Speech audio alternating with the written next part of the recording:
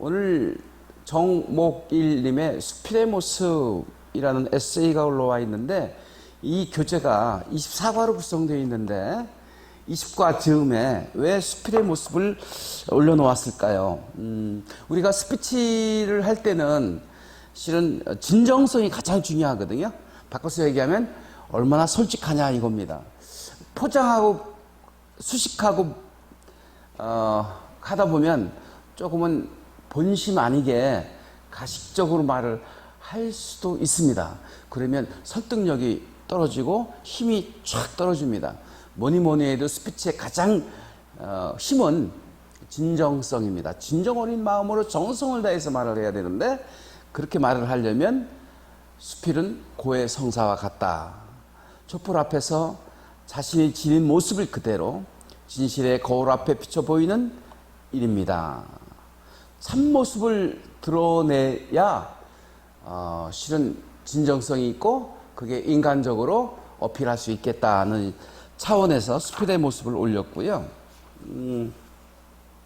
130쪽에 보면 나를 살게 하는 것이라는 시가 나오는데, 이 시가 너무너무 우리의 가슴을 울립니다. 나를 살게 하는 것, 김행자님의 시집에 나오는 시인데요.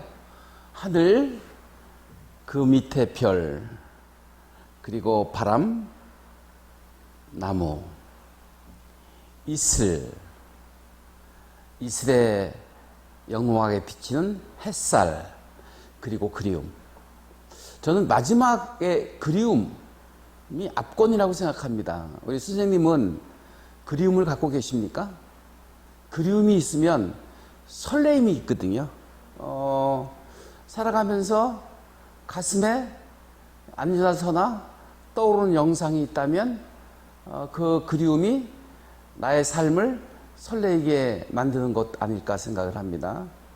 하늘, 별, 바람, 나무, 이슬, 햇살, 그리고 그리움. 그런데 이 하늘, 별, 나무, 바람, 이슬, 햇살, 이게 실은 우리 일상에 늘 있는 거잖아요. 근데 그게 그렇게 소중한 줄 모르고 살고 있잖아요. 그런데 알고 보니 그것이 나를 살리는 거예요. 바람이 없고 햇살이 없다면 우리는 어떻게 될까요?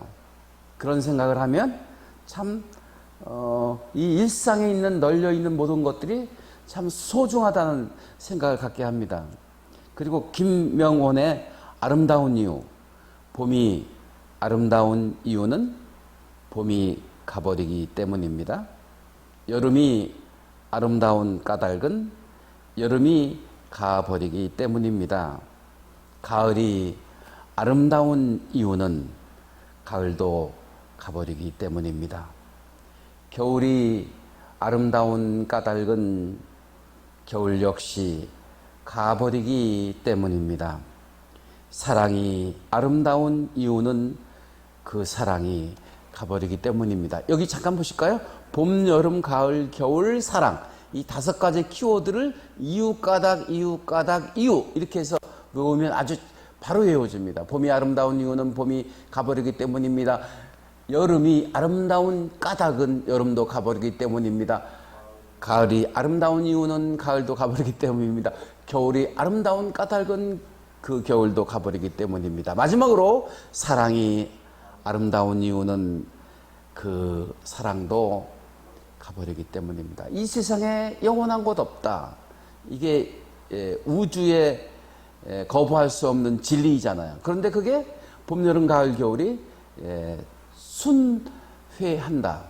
우리 삶도 어떻게 보면 나는 이 세상에서 사라지지만 내가 흙으로 돌아가서 또 새로운 생명을 잉태할 수 있는 모태가 될 수 있다는 것을 우리는 깨달으면서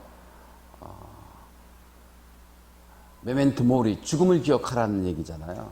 그런데 그 죽음은 자연의 어떤 순연의 하나의 이치다. 그러니 죽음을 두려워하거나 죽음을 무서워할 필요 없다. 죽음은 하나의 자연의 현상일 뿐이다. 하는 것이죠. 그러면 까르페 디엠, 이 순간이 정말 소중하다는 걸 다시 한번 깨닫게 되는 거죠. 그래서 아모로 파티, 오늘을 숙제처럼 살지 말고 축제처럼 살아야 되겠다는 시를 우리는 오늘 접해 봅니다. 이 두 개 시 외우는 거 아주 쉽거든요. 맘만 먹으시면. 근데 이 시를 외울 때 억지로 외우려고 하지 마시고 순리를 이해하면 그대로 바로 우리가 외울 수 있게 되는 것입니다. 보세요. 나를 살게 하는 것, 하늘, 별, 그 다음에 그 밑에 바람, 그리고 나붓기는 나뭇잎, 그리고 나뭇잎에 매달린 이슬, 그리고 네? 나를 살게 하는 것, 하늘, 바람, 이것도 다 시네요. 예, 시예요. 그래서 한번 외워보고 싶다는 뜻이에요. 외우는데 어떻게 외우냐면 이치를 이해하면 외워지거든요. 제가 드리고 싶은 말씀은 이치를 이해하면 쉽게 우리가 기억할 수 있다는 것을 말씀드리고요.